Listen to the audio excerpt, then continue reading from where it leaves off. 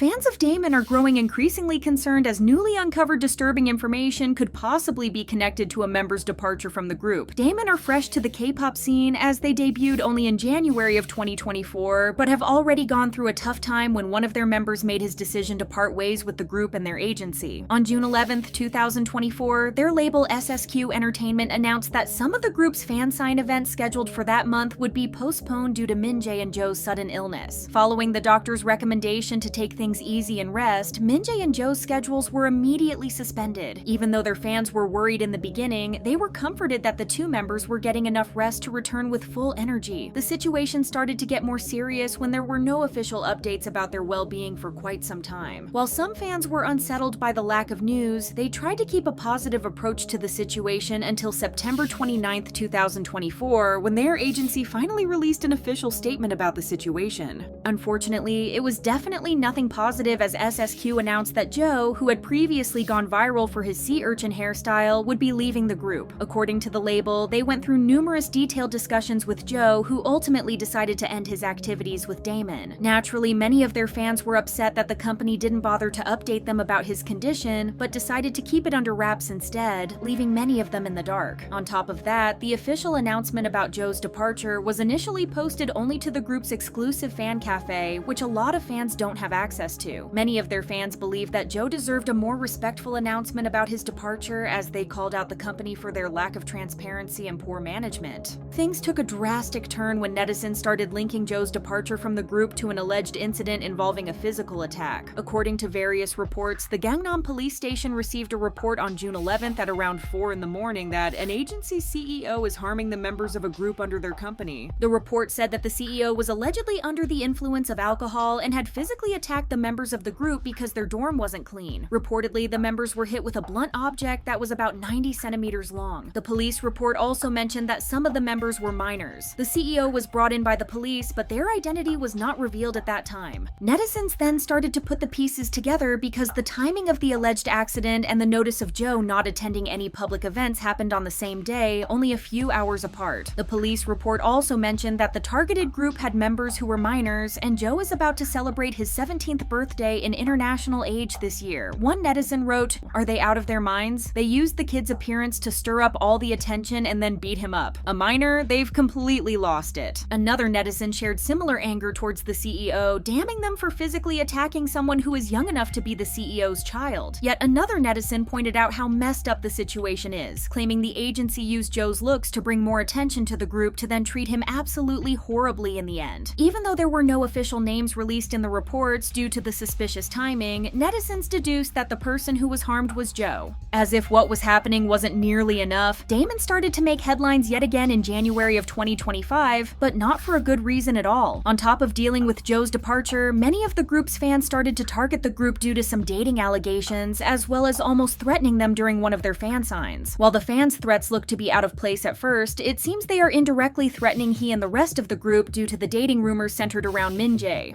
On January 23rd, an anonymous account on Twitter posted a few screenshots of conversations with another person. The messages carry an implication that the other person had a close relationship with Min-jae, commenting on how his hobby was to talk to someone on the phone. The original poster also shared a few pictures that are allegedly of Min-jae, one of which showed him sleeping in bed, while the other featured a photo strip from a photo booth that was cropped to only show Min-jae. These pictures came after yet another tweet from this account posted on January 17th, where the original poster alleged that Min-jae engaged in intercourse with a fan. The original poster also implied that Jo's departure from the group was truly due to the CEO physically attacking him. Not to mention the rumor circulating online that some of the boys were not only having intercourse with their fans, but with their staff members as well, which is a right reason for concern due to their age. A video of a fan talking to member He during their fan sign event went viral on Twitter, and it's disturbing to say the least. The fan is heard saying, "What would happen to the group if another member leaves?" He's expression is shocked, and it's clear he doesn't really know what to say, other than that he understands how the fan is feeling and proceeds to apologize. The fan then goes on to say, "It won't work if another member leaves." The fact that a person claiming to be a fan of the group had the nerve to bring up this situation during their fan sign didn't sit right with anyone. Not only was it extremely disrespectful towards He, who looked like he didn't know what the fan was talking about, but they were already dealing with difficulties following Jo's departure and should have been supported by their fans instead. Many of them seem to agree that whatever consensual activities they do with their fans, who are there their age aren't nearly as worrying as the rumor about them sleeping with their staff members. One user on Twitter shared their thoughts about the situation and didn't hide their suspicions that the boys could be getting groomed by their presumably much older staff members, as their career right now isn't safe at all and they are still a very young group. Many of their fans believe that their company is exploiting them, and the horrifying things that seem to be happening behind closed doors need to stop immediately. A boycott of their company seems to be happening on social media as a way to raise awareness about what's happening currently, with many other K-pop fans sharing posts about what happened with the hashtags #ProtectDamon and Always with Damon. More information about the CEO's attack was revealed on January 30th when News One shared that Kim, the CEO who was booked by the police and charged with the attack, was finally given a prison sentence after the first trial. It was also revealed he stepped out of his position as a CEO in June of 2024 when he was accused of attacking members A, B, and C with a metal pole he retrieved from a clothing rack.